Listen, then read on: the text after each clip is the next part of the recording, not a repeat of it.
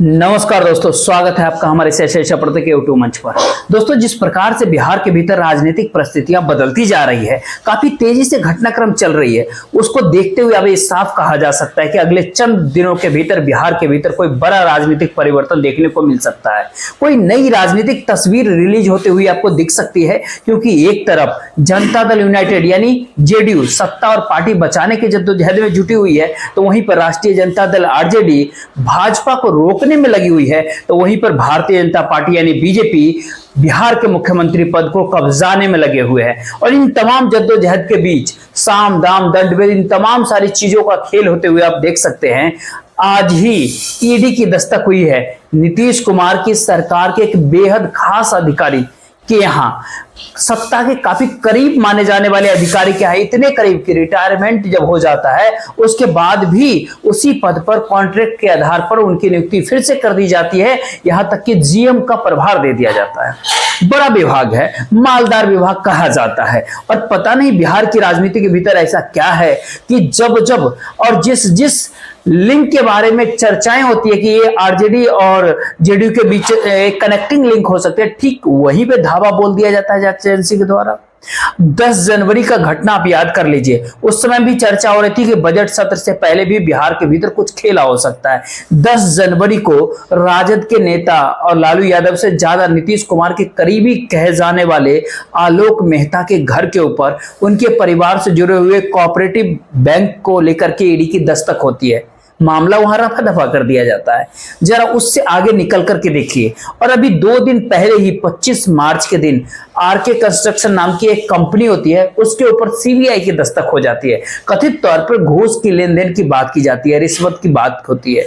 लेकिन पूरे बिहार के भीतर इस सबको पता है कि आरके कंस्ट्रक्शन किस पॉलिटिकल पार्टी और किस पॉलिटिकल नेता के आसपास सबसे ज्यादा करीब रहे हैं, उनकी भूमिका कितनी बड़ी है। तमाम बड़े ठेके मिलते रहे आरके कंस्ट्रक्शन को, और अब जब वक्फ बोर्ड के मुद्दे से लेकर के बिहार की सत्ता कब्जाने के मुद्दे तक भारतीय जनता पार्टी यानी बीजेपी सत्ता के लिए कुछ भी करेगा जैसे बड़े मुद्रा में हो जाती हुई दिख रही है, तो इसी में भवन निर्माण विभाग के चीफ इंजीनियर के यहाँ रेड हो जाती है, ईडी की लंबी पूछताछ की जाती है, कई और अधिकारी के यहाँ भी रेड होती है। तो इससे आप समझ सकते हैं कि पहले ये कहा जाता था कि विपक्षी दलों को साधने के लिए ईडी और सीबीआई का इस्तेमाल किया जाता है। सीबीआई के लिए सुप्रीम कोर्ट ने पिंजराबंद तोता शब्द का इस्तेमाल किया था। ऐसा पिंजराबंद तोता जो मालिक के इशारे पर मालिक का ही भाषा बोलता है। और अब विपक्षी दलों के लिए जो पिंजराबंद तोता शब्द जो मुहावरे में तब्दील हो गया था, अब वो सत्ता के सहयोगी दलों को भी डराने धमकाने और राजनीतिक बार्गेनिंग के काम आने वाले टूल तो नहीं बन गया है क्या? खैर, ये आप बताएंगे। हालात कुछ इस तरीके इशारा करता है, क्योंकि जनता दल यूनाइटेड के भीतर नीतीश कुमार ने, सुशासन बाबू ने जिन जिन लोगों पे भरोसा किया, सब उनमें से ज्यादातर लोगों ने कहीं ना कहीं जेडीयू के दामन छोड़ करके नीतीश कुमार को धोखा देते हुए नजर आ रहा है। चाहे आरसीपी सिंह की बात कर ले, आरसीपी सिंह के बारे में उनके बाद के राष्ट्रीय अध्यक्ष ललन उन्होंने प्रेस कॉन्फ्रेंस करके क्या कुछ नहीं बोला था। राजीव रंजन उर्फ ललन सिंह की भूमिका पार्टी के भीतर नीतीश कुमार के प्रति उनकी लॉयल्टी ज्यादा है, या फिर दिल्ली की सत्ता के ज्यादा करीब जा चुके हैं, इस बात को लेकर के भी काफी सारी चर्चाएं होती रहती है। वो तो खैर वक्त ही बताएगा कि ललन सिंह नीतीश कुमार के करीब हैं, उनके हर राजनीतिक डिसीजन से सहमत असहमत होते हुए क्या अभी भी वो नीतीश कुमार साथ हैं या निष्ठा उनकी बदल चुकी है, ये अब सियासी परिस्थितियों के भीतर ये तय होना है। पार्टी के कार्यकारी अध्यक्ष संजय झा के बारे में आप जानते हैं। संजय झा बीजेपी के भीतर चाहे थे, अरुण जेटली के करीबी थे, और अरुण जेटली ने किस प्रकार से कई सारे केस मुकदमों से देश के गृह मंत्री अमित शाह को निकालने में अपनी कानूनी दाव पेच का एक वकील के तौर पे एक भूमिका का निर्वाह किया था। और जितनी नजदीकियां अमित शाह और अरुण जेटली की थी, यहां तक कि नरेंद्र मोदी से थी, अब वो रूट जो है अरुण जेटली के बेहद करीबी, दिवंगत अरुण जेटली के काफी करीबी संजय झा को साधने में तो कहीं नहीं इस्तेमाल किया जा रहा है। अहमदाबाद के भीतर कार्यक्रम किया जाता है, वहां पर भी देश के गृह मंत्री अमित शाह के साथ होते हैं संजय झा। कार्यक्रम दिल्ली के भीतर संजय झा के आवास पर लगातार 2 महीनों में 2 कार्यक्रम किए जाते हैं, वहां पर गृह मंत्री चीफ गेस्ट के तौर पे दिखते हैं। और कल ही बीजेपी के मुख्य सचिव संजय जायसवाल के यहाँ जब दिल्ली के भीतर एनडीए नेताओं की बैठक होती है, नीतीश कुमार वहां नहीं पहुंचते हैं, लेकिन संजय झा वहां जेडीयू के भीतर से जरूर पहुंचते हैं। तो फिर उनकी भूमिका एक जेडीयू के भीतर अलग ही है। आज जिस विभाग के ऊपर कार्रवाई हुई है ईडी की, जिस विभाग के इंजीनियर के घर पे कार्रवाई हुई है, वो उस विभाग के इंजीनियर के नीतीश कुमार की सरकार के और जेडीयू कोटे से आने वाले एक मंत्री के साथ कथित नजदीकियों की काफी चर्चाएं होती है। पटना के भीतर में जो दो करीबी मंत्री हैं नीतीश कुमार के, उनकी क्या भूमिका है, इस बात को कहने की कोई भूमिका नहीं। लोक जनशक्ति पार्टी से एक सांसद है, एक की बेटी, जो आप जानते ही हैं, और एक विजय चौधरी के बारे में कहा जाता है कि उनकी स्थिति यही है कि नीतीश कुमार हाँ बोले तो हाँ, ना बोले तो ना, यानी अशोक चौधरी और विजय चौधरी। तो आने वाले समय में इनकी भूमिका क्या कुछ होगी ये तय होना है। लेकिन जिस तरीके से भूमिकाओं को तय करने की कोशिश की जा रही है, जिस प्रकार से बिहार के विधानसभा चुनाव से पहले बीजेपी के द्वारा कहीं ना कहीं नीतीश कुमार की पार्टी को कंट्रोल करना चाह रही है, क्या नीतीश कुमार इसको नहीं देख पा रहे हैं, या फिर राष्ट्रीय जनता दल का रुख कहीं अब बिहार के भीतर ऐसा तो नहीं हो चला है कि भले ही बिहार भाजपा के हाथ में चल जा रहा है तो जाने दे, लेकिन नीतीश कुमार को बीच से हटा देना है। कम से कम हम आपको अपने तौर पे बताते हैं कि ये स्थिति और इस मनोदशा में आरजेडी अभी बिहार के भीतर नहीं आई है कि भले ही बीजेपी की सरकार बिहार में बन जाए और नीतीश कुमार को स्वीकार नहीं करे। लेकिन इस परिस्थितियों के भीतर आखिर होगा क्या, कौन सी नई तस्वीर निकल करके बिहार के राजनीतिक गलियारों में सामने आएगी। नीतीश कुमार के बेटे जो है प्रशांत सैन नाम है, वो राजनीतिक में आने की उनकी भी चर्चा चल रही है। वो अगर राजनीतिक में आते हैं तो कौन सा पद उनको मिलेगा। बीजेपी के लोग तो अंदर खाने चर्चाएं भी करते हैं, पत्रकारों के बीच तक चर्चाएं हैं, कुछ मीडिया पत्रकार उस बातों को हवा भी दे रहे हैं, तूल भी दे रहे हैं कि भारतीय जनता पार्टी के मुख्यमंत्री अगर बिहार में बना तो फिर प्रशांत को नीतीश कुमार के बेटे को डिप्टी सीएम बना करके सरकार के अंदर रखा जाएगा। अब इस तरह की गतिविधियों को क्यों हवा दिया जा रहा है मीडिया पत्रकार के द्वारा, लेकिन किसी न किसी तरीके से बिहार की सत्ता को कब्जाना है भारतीय जनता पार्टी को, ऐसा कुछ लगता है। खैर ये चीज आप बताएंगे, आपके ऊपर हम छोड़ते हैं। लेकिन जो कुछ भी अभी चल रहा है बिहार के राजनीतिक गलियारों में, और उसी कोशिश में कभी पार्टी के भीतर स्लीपर सेल की तलाश की जाती है, जेडीयू के भीतर, जनता दल यूनाइटेड के भीतर कभी ऐसे अधिकारी ब्यूरोक्रेट्स के निशाना बना लिया जाता है जो सत्ता के काफी करीबी रहे हो। इन सब के बीच जनता दल यूनाइटेड को कथित तौर पर डरा धमका करके रखने की कोशिशें भी सार्वजनिक तौर पर अब दिख रहा है कि बिहार के भीतर चलने लगी है। और जब सारी चीजें सार्वजनिक तौर पे चल रही है तो सवाल ऐसे में तो यही उठता है कि जो बिहार के तीन प्रमुख पॉलिटिकल पार्टी है, भारतीय जनता पार्टी, राष्ट्रीय जनता दल और Janata Dal United, BJP, RJD और जेडीयू, इन सब की भूमिका क्या है और इन सब की चाहत क्या है आखिर। सबसे पहले बात बीजेपी क्या कर लेते हैं। भारतीय जनता पार्टी यानी बीजेपी, भारतीय जनता पार्टी की भूमिका क्या है, वो साफ है कि अब वो नीतीश कुमार के पीछे यानी जेडीयू के पीछे बीजेपी नहीं चलना चाहती। अब बीजेपी का पूरा तय है कि बिहार के भीतर मुख्यमंत्री अपना बनाए, नीतीश कुमार इस्तीफा देकर के पहले ही सत्ता चुनाव से पहले सौंप दे बीजेपी को। चाहत तो कुछ यही होती है बीजेपी की, लेकिन गुंजाइश नहीं दिख रही है। लेकिन 2023 के भीतर महाराष्ट्र के मामले में जिस प्रकार से सुप्रीम कोर्ट के संविधान पीठ ने फैसला सुनाया था, जिस तरीके से हाथ बांध दिए, उससे तो ये साफ नजर आ गया कि जब तक कोई मुख्यमंत्री खुद से इस्तीफा न दे दे, जब तक वो सदन के पटल पर हार ना जाए, तब तक उसको आप हटा ही नहीं सकते। और इसके साथ साथ व्हिप जारी करने का अधिकार जिस व्यक्ति के पास होगा, वो पार्टी के राष्ट्रीय अध्यक्ष ही इस बात को तय करेंगे कि उपयुक्त व्यक्ति कौन है पार्टी के भीतर जो पार्टी के मामले में व्हिप जारी कर सकता है। वो उपयुक्त व्यक्ति अब पार्टी के अध्यक्ष तय करेंगे, न कि फ्लोर लीडर तय करेंगे। तो फिर ऐसे में पार्टी के अध्यक्ष अभी कौन है? जेडीयू के नीतीश कुमार है, वहां पर भी हाथ बंधे हुए हैं। लिहाजा नीतीश कुमार को बिना इस्तीफा दिलाए और बिना नीतीश कुमार को सदन के फ्लोर पर हराए बीजेपी नीतीश कुमार को मुख्यमंत्री पद से हटा नहीं सकती। चर्चा तो ये तक होती है कि नीतीश कुमार को ऑफर देकर के अगर ऑफर से न माने तो उनके करीबी लोगों के माध्यम से जांच एजेंसियों का शिकंजा कस करके किसी भी प्रकार से एन के एन प्रकार से भले चुनाव से पहले हटाने पे विवश किया जाता है। अगर नहीं हटते हैं तो चुनाव के बाद इस हालात में नीतीश कुमार को ला दिया जाए कि बिना जनता दल यूनाइटेड के यानी बीजेपी और सहयोगी दलों का जो आंकड़ा होगा ना, वो बिहार के 122 या 22 से अधिक, यानी जो 243 के बिहार विधानसभा में बहुमत का जो आंकड़ा है 122, उसके आसपास जो है बीजेपी पहुंच जाए, यानी महाराष्ट्र की तरह इतनी संख्या में सीटें आ जाए। ये कोशिशें कम से बिहार के भीतर भारतीय जनता पार्टी की चल रही है। इससे पहले यह कि इसको रोकने के लिए कहीं ना कहीं जेडीयू को कितनी सीट आएगी, कितनी सीट पे वो चुनाव लड़ेंगे, क्या नीतीश कुमार मानेंगे कि कम सीटों पे चुनाव लड़ें? नीतीश कुमार की चाहत तो स्पष्ट है कि चुनाव से पहले या चुनाव के बाद इस बार वो अपना मुख्यमंत्री बनाने के साथ चुनाव मैदान में उतरना चाहते हैं। लेकिन अब ऐसे में ये बीजेपी की है, लेकिन अब जेडीयू की बात कर ले कि जेडीयू की भूमिका इसके बीच में क्या है, जेडीयू क्या कर सकती है, नीतीश कुमार क्या कुछ कर सकते हैं। ये बात सही है कि चिराग मॉडल के तहत 2020 के बिहार विधानसभा चुनाव में पार्टी जेडीयू तीसरे नंबर पे पहुंच गई। लेकिन चिराग मॉडल और उपेंद्र कुशवाहा मॉडल जब बिहार के भीतर सामने आए तो जनता दल यूनाइटेड तीसरे नंबर पे पहुंच गई बिहार की विधानसभा में, और बीजेपी दूसरे नंबर की पार्टी बनी और राजद सिंगल लार्जेस्ट पार्टी बनी। केवल एक विधायक का अंतर था राजद और बीजेपी के भीतर। आरजेडी 75 और बीजेपी 74 सीटें जीती थी।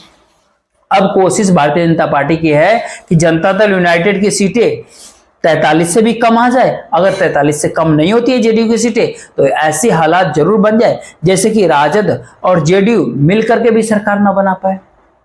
तो फिर ऐसे में जनता दल यूनाइटेड यानी जेडीयू की कोशिश ऐसे है कि किसी तरीके से 70-80 विधायक उनके हो जाएं, चाहे इस गठबंधन से वो सरकार बना ले या फिर उस गठबंधन से सरकार बना ले। ये जेडीयू की चाहत होती है। लेकिन एक तो बीजेपी के हिमायती है एक गठबंधन, और इस प्रकार से हिमायती है कि अगर जेडीयू के भीतर नीतीश कुमार फैसला ले कि राजद के साथ या फिर इंडिया ब्लॉक के साथ जाना है, तब भी वो नेता उसमें से ज्यादातर लोग, जेडीयू के ज्यादातर लोग बीजेपी के साथ गठबंधन करना ज्यादा पसंद करेंगे। ऐसे लोगों को विधायक की टिकट दी जाए, लेकिन वो नेता बीजेपी के साथ पसंद करेंगे जाना, उनको विधायक दल का कितना समर्थन प्राप्त है, तमाम सारी चीजें जो है ना इस दौर में बहुत बड़ा सवाल बन के उभरेगा। ये बिहार की राजनीतिक गलियारों में काफी तेजी से ये बात चल रही है कि राजद के विधायक दल से ज्यादा होल्ड जो है जेडीयू के विधायक दल के ऊपर नीतीश कुमार का है।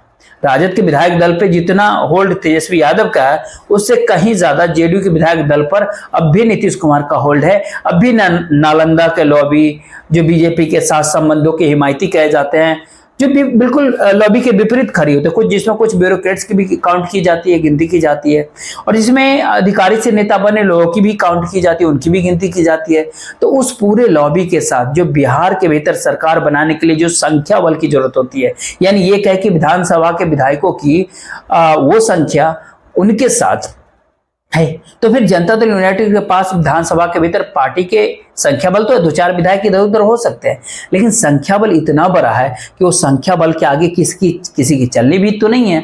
तो ऐसे में जनता दल यूनाइटेड उस संख्या बल के सहारे इधर भी बार्गेनिंग करने के उधर भी बार्गेनिंग करने, यानी आरजेडी के साथ भी है जेडीयू के साथ भी, इसी बार्गेनिंग पावर को खत्म करने के लिए जांच एजेंसी के माध्यम से एक कोशिश चल रही है। और दूसरी तरफ कुछ मीडिया पत्रकारों को ये कहीं ना कहीं टास्क मिल चुका है कि खैर इन तमाम बातों के ऊपर आपकी क्या व्यक्तिगत राय है, अपनी राय जरूर शेयर कीजिएगा। लेकिन नीतीश कुमार जो है ना, किसी को झुकते किसी का पैर पकड़ने के लिए तक चर्चा चला दी जाती है कि नीतीश कुमार का मानसिक स्थिति खराब है, लेकिन और बड़े बड़े दिग्गज नेता अगर झुकते हैं तो सम्मान की बात की जाती है। भाई सबको पता है कि कौन नीतीश कुमार की तो कभी पूर्वी दिल्ली के विधानसभा क्षेत्र पर एक नरेंद्र मोदी जी जो है सो एक व्यक्ति को पैर छूते हैं, उसका खबर क्या चला था, लेकिन नीतीश कुमार अगर पैर छूते तो मतलब तमाम तरह की चीजें क्रिएट की जाती है। मुजरा, मंगलसूत्र, भैंस, क्या सब नीतीश कुमार के जगह अगर यही चीज निकलता तो क्या खबर बनता, लेकिन मोदी जी बोले तो अलग तरह के नैरेटिव बन जाता है। तो एक नैरेटिव बिहार में सेट किया जा रहा है कि नीतीश कुमार की मानसिक संतुलन सही नहीं चल रहा है, इस तरह के एजेंडे चल रहे हैं। और इसके भीतर बीजेपी के लोग की कहते हैं ना कथित तौर पे सहमति है, जेडीयू भी इस बात से परेशान है। अब ऐसे में सवाल उठता है कि आखिर जेडीयू की जो चाहत है वो कमोबेश यही कि पार्टी की 70-80 विधायक जीत करके आ जाए, ताकि बिहार की सत्ता की कमान जेडीयू के हाथ में हो, नीतीश कुमार खुद रखे, पार्टी के किसी नेता को दे दे, अपने बेटा निशांत कुमार को दे दे, जो मर्जी है नीतीश कुमार का वो करे। लेकिन बिहार की राजनीतिक इस भंवर में जाकर फंस गई 2025 के बिहार विधानसभा चुनाव। केवल बीजेपी के सोचने से केवल मुख्यमंत्री अपना बना ले ऐसा होना नहीं है, ठीक उसी प्रकार से नीतीश कुमार की स्थिति है। तो अब ऐसे में बात कर लेते हैं राष्ट्रीय जनता दल की, यानी आरजेडी की। आरजेडी की स्थिति ऐसे में बहुत विचित्र होता है। आरजेडी की एजेंडा और राजद, भाजपा और जेडीयू की तुलना में आरजेडी की एजेंडा जो है ना काफी क्लियर है। काफी एजेंडा उनके क्लियर इसलिए भी है कि आरजेडी के 2 एजेंडे सबसे ऊपर है। पहला एजेंडा है कि तेजस्वी यादव को मुख्यमंत्री के तौर पे देखना। स्वाभाविक सी बात है, हर नेता चाहता है कि भाई उसका बेटा आगे बढ़े। जब लालू यादव अपने ही फील्ड में अपने बेटे को ले आए, पॉलिटिकल के क्षेत्र में ही लेकर आए, सजे आफ्ता भी खुद हो गए लालू यादव, तो उनको ये बात पता है कि अब पार्टी के वारिस और परिवार के वारिस तेजस्वी यादव ही हैं, तो बिहार की सत्ता वो जल्द से जल्द संभाल ले। और जो दूसरी चाहत है राष्ट्रीय जनता दल की यानी आरजेडी की, वो ये है कि जब तक तेजस्वी यादव का मुख्यमंत्री बनने का हालात नहीं बन जाते, जब तक तेजस्वी यादव बिहार के मुख्यमंत्री नहीं बन जाते, तब तक जो है सो नीतीश कुमार को छोड़ करके कोई अन्य व्यक्ति बिहार के मुख्यमंत्री ना बने। यानी ये कहे कि या तो तेजस्वी यादव बिहार की कमान संभाल ले, यानी बिहार की सत्ता पे काबिज हो जाए, या फिर नीतीश कुमार जितने दिनों तक मुख्यमंत्री पद को खींच रहे हैं, 2-4 मतलब कहते हैं 2 महीना, 6 महीना, 1 साल, 2 साल, तेजस्वी यादव के मुख्यमंत्री बनने का जब तक हालात ना बन जाए, उतने दिन तक नीतीश कुमार के अलावा कोई और मुख्यमंत्री पद किसी और का स्वीकार नहीं होगा। ये राजद का मतलब अंदर अंदर खाने कहीं कहीं ये एक मनोस्थिति होती है। और कुछ दिनों से आपने देख भी रहा होगा कि विधानसभा के भीतर विधान परिसर में क्या कुश्ती चल रही थी राजद और जेडीयू के भीतर। नीतीश कुमार और राबड़ी देवी कई बार उलझ जा रहे थे, लेकिन दोनों के उलझने के ठीक पहले जो है जरा वो तस्वीर एक बार आप जरूर देखिएगा सोशल मीडिया के ऊपर जाकर के, जब राबड़ी देवी ने इसी बजट सत्र के दौरान, जी हाँ अभी करीब मुश्किल से बमुश्किल 1 महीना भी न बीता होगा, सीधे सीधे जेडीयू के लोगों को और नीतीश कुमार को कहा था कि भाजपा का साथ छोड़िए और हमारे साथ आइए, पहले उनका साथ छोड़िए तभी तो साथ दे पाएंगे हम आपका। अब ऐसे में राबड़ी देवी घरेलू महिला है, घर के भीतर जो रणनीति बनती है उनके समझ में तो आ जाता होगा, लेकिन उस स्ट्रेटेजी एग्जीक्यूट कैसे करना है राजनीति के मामले में स्वाभाविक सी बात है कि उतनी पारंगत नहीं है। लेकिन मनोस्थिति का जो पारिवारिक सोच का कई बार जो है सार्वजनिक तौर पर वो अपने सीधे साधे सरल स्वभाव के कारण राबड़ी देवी जो है उस चीजों को बयां कर देते हैं मीडिया के सामने। वही विधान परिषद के हुआ था जब वो जेडीयू को न्योता दिया था। और स्वाभाविक सी बात है कि राबड़ी देवी ने गलती से ही सही जब स्ट्रेटेजी का पोल खोल दिया, उसके बाद आप देख रहे होंगे कि ईडी की गतिविधियां तेज हो गई, सीबीआई की गतिविधियां तेज हो गई, और जेडीयू और आरजेडी को कह सकते हैं आपकी मजबूरी में ऐसा दिखाना पड़ रहा है कि रोज रोज नूरा कुश्ती करके राजद और जेडीयू को दिखाना पड़ रहा है कि नहीं, हम दोनों के भीतर कोई तालमेल नहीं है, कोई अंदर खाने बातचीत नहीं है। तो बार बार राबड़ी देवी और नीतीश कुमार के बीच बहस होने की स्थिति बन रही है। वो हो सकता है कि एक रणनीति के तहत होता हुआ दिख रहा है, क्योंकि राबड़ी देवी नीतीश कुमार को न्योता दे दिए और जो अंदर खाने जो बातें चल रही थी वो बातें बाहर आ गई। उसके बाद से क्या कुछ खेल चल रहा है राजद और जेडीयू के भीतर, जुबानी बयानबाजी भी चल रही है, ट्विटर के ऊपर भी चल रहा है, हर जगह चल रहा है, ताकि इस तरह को दिखाया जाए मीडिया में, भारतीय जनता पार्टी की आंखों में धूल झोंका जा सके कि नहीं जेडीयू और आरजेडी के बीच डील नहीं चल रही है, बातचीत बंद है। लेकिन बिहार की राजनीति को अच्छे से समझने वाले व्यक्ति को, एक एक व्यक्ति को मालूम है कि आरजेडी और जेडीयू के दरवाजे कभी भी एक दूसरे के लिए बंद नहीं होते हैं। दरवाजे बंद नहीं हुए, दरवाजे बंद होंगे भी क्यों? क्योंकि राजद की जो मजबूरी है और जो बिहार के भीतर संवैधानिक स्थिति है, उस बात की भी थोड़ा सा चर्चा कर लेते हैं। संवैधानिक परिस्थिति ये होती है बिहार के भीतर कि जेडीयू के मुखिया नीतीश कुमार अगर वो चाह भी ले कि वो तेजस्वी यादव को मुख्यमंत्री बिहार का बना देंगे, तो वो बना नहीं सकते, क्योंकि तेजस्वी यादव को मुख्यमंत्री बनाने के लिए नीतीश कुमार को इस्तीफा देना पड़ेगा। जब नीतीश कुमार इस्तीफा देंगे तो बात जाएगी गवर्नर के तक, पूरा मामला राजभवन के ऊपर शिफ्ट हो जाएगा। और अब बिहार विधानसभा चुनाव में अब Bharatiya Janata party single largest party, जब खेल गवर्नर के हाथों में चल जाएगी, और जब गवर्नर ने नित्यानंद राय को, जो यादव समाज से आते हैं, उनको बुला करके अगर मुख्यमंत्री पद की शपथ दिला दी, जैसे 7 दिन के लिए विनोद चंद्र पांडे ने वर्ष 2000 मतलब 7 दिनों के लिए नीतीश कुमार जब मुख्यमंत्री बने तो कुछ इसी तरह से बने।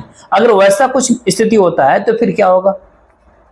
आरजेडी का यादव वोटों का बंटने का खतरा भी बढ़ सकता है। चुनावी हिंदुत्व की लाइन पर यादवों की जाने की संभावनाएं भी मजबूत हो जाती है। तो ऐसे में बिहार के मुख्यमंत्री नीतीश कुमार इस्तीफा अपने पद से दे भी नहीं सकते।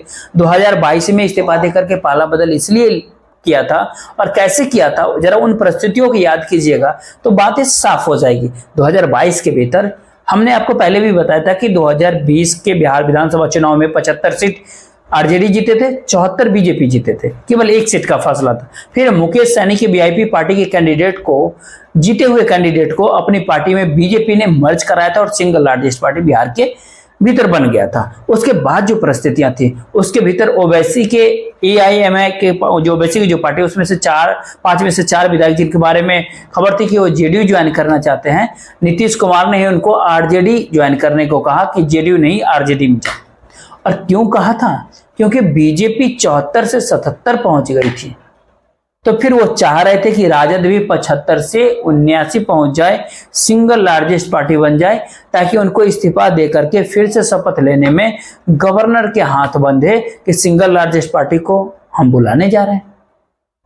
सिंगल लार्जेस्ट पार्टी फिर से राजद को उन्होंने बनवा दिया। नीतीश कुमार ने ओवैसी के विधायकों को राजद के भीतर ग्रीन सिग्नल देके भेज दिया। अब वो स्थिति नहीं कि कोई कहीं जाकर के मर्ज कर जाए, कोई छोटी पार्टी दिख भी नहीं रही और है भी कोई नहीं विधानसभा में। तो अब ऐसे में बिहार के मुख्यमंत्री नीतीश कुमार अपने पद से इस्तीफा देकर के तेजस्वी यादव को मुख्यमंत्री बना नहीं सकते और लालू यादव की चाहत को पूरी नहीं कर सकते। मतलब भाजपा कोटे के मंत्री को बर्खास्त करे, फ्लोर टेस्ट हासिल करे और राजद कांग्रेस के लोगों को मंत्री बना दे, ये काम तो नीतीश कुमार कर सकते हैं। लेकिन इस काम के बाद लालू यादव और राजद को भी ये बात पता है, RJD को भी पता है कि नीतीश कुमार अगर कह भी दे कि अगला चुनाव तेजस्वी यादव के नेतृत्व में बिहार में लड़ा जाएगा, तो तेजस्वी यादव और लालू यादव को भी पता है कि फिर से बाजी जो है भाजपा के पक्ष में चल जाएगी। इसीलिए चल जाएगी भाजपा के पक्ष में क्योंकि नीतीश कुमार के साथ जो वोटर है वो इसी गारंटी के आधार पर नीतीश कुमार के साथ है कि बिहार की कमान नीतीश कुमार के हाथ में रहेगी। जैसे ही नीतीश कुमार ने इस बात को ऐलान किया कि बिहार के मुख्यमंत्री तेजस्वी यादव होंगे 2025 के बिहार विधानसभा चुनाव के बाद, वैसे ही नीतीश कुमार के वोटर भारतीय जनता पार्टी की तरफ मूव कर जाएगी। नीतीश कुमार के वोटर, JDU के वोटर, तो RJD को भी पता है कि नीतीश कुमार को अगर साथ आते हैं तो उन्हीं के चेहरे पे चुनाव लड़ना पड़ेगा और उन नीतीश कुमार के चेहरे पे ही चुनाव लड़ना होगा। तो स्वाभाविक सी बात है कि राज्यसभा चुनाव तक वो रहे, 2026 के राज्यसभा चुनाव तक या 2028 के राज्यसभा चुनाव तक रहे, जब तक नीतीश कुमार मुख्यमंत्री रहे बनाए रखना पड़ेगा। यानी उनकी पार्टी विधानसभा में राजद से ज्यादा सीट जीत गई तो उनके बेटे को चाहे तो मुख्यमंत्री उनको ही बनाना पड़ेगा। जो बड़ा होगा उसका CM और जो छोटा होगा उसका डिप्टी CM। इस फॉर्मूले पर राजनीतिक गाड़ी चलेगी। लेकिन जांच एजेंसियां चलने देगी तब तो, रेड तंत्र जो चल रहा है उससे मुक्ति पाएंगे तब तो। क्या ये रेड तंत्र CBI ED बड़े भाई छोटे भाई लालू यादव और नीतीश कुमार की एकता को क्या रोक पाएंगे? मुश्किल लगता है, लेकिन असंभव तो कुछ भी नहीं है। राजनीति के भीतर कुछ भी असंभव नहीं होता। और राष्ट्रीय जनता दल के सामने तो एक और परेशानी है, कांग्रेस पार्टी अपनी सीटों की डिमांड बढ़ाती जा रही है। कांग्रेस पार्टी के साथ साथ मुकेश सहनी भी VIP पार्टी, वो भी डिमांड बढ़ा रहे हैं। जब सीटों की डिमांड बढ़ती जा रही है तो राजद को भी लग रहा है कि एक नीतीश कुमार अगर गठबंधन के भीतर शामिल हो जाएंगे तो सारी पार्टियां कंट्रोल में आ जाएगी। ऊपर से जो भी पार्टी चुनाव लड़ती है वो कहते हैं कि हम सरकार बनाने के लिए चुनाव लड़ रहे हैं। लेकिन बिहार को समझने वाले लोग बखूबी समझ रहे हैं, जान रहे हैं कि इस बार के 2025 के बिहार विधानसभा चुनाव के भीतर अभी जो NDA का स्वरूप है बिहार के भीतर, यदि नीतीश कुमार NDA गठबंधन के साथ रह गए चुनाव तक तो सत्ता उनको ही मिलना है। विपक्ष का बेंच मिलेगा RJD को, यानी तेजस्वी यादव को। ये एकदम क्लियर है, बिहार की राजनीति में कहीं कोई दो राय की स्थिति नहीं है, बहुत साफ है। तो अभी जो परिस्थिति है उस परिस्थिति में साफ साफ दिखाई पड़ता है कि प्राथमिकताएं तेजस्वी यादव की ज्यादा बड़ी, लालू यादव की ज्यादा बड़ी है। नीतीश कुमार को यदि एन के प्रकार बिहार के मुख्यमंत्री पद को छोड़ना भी पड़ जाए तो फिर 40-41 साल के संसदीय जीवन रहा 1985 से लेकर 2025 तक, 40-41 साल के संसदीय जीवन के भीतर 6 बार सांसद, केंद्र में बड़े बड़े मंत्रालय, 20 साल तक राज्य के मुख्यमंत्री, 9 बार मुख्यमंत्री पद का शपथ, तमाम सारी ऐसी चीजें हैं जहां पर नीतीश कुमार को सिवाय इस देश के प्रधानमंत्री पद पाने के कोई ऐसी जिम्मेदारी नहीं रही शायद जो उनको नहीं मिली हो। तो फिर उनके पास खोने को, नीतीश कुमार को खोने को कुछ भी नहीं है। खोने के लिए तेजस्वी यादव के पास है कि यदि बिहार के भीतर भारतीय जनता पार्टी एंट्री कर गई तो फिर आज 2025 का चुनाव होना है, 2040 तक बिहार के भीतर कोई दूसरी पार्टी सत्ता में आने की सोच ही नहीं सकती। ऐसा मुझे लगता है। बाकी आपकी क्या लगता है? आप अपनी राय जरूर शेयर कीजिएगा। बाकी इस वीडियो को शेयर कर दीजिएगा, वीडियो को लाइक, चैनल को सब्सक्राइब जरूर कीजिएगा। जय हिंद, जय भारत।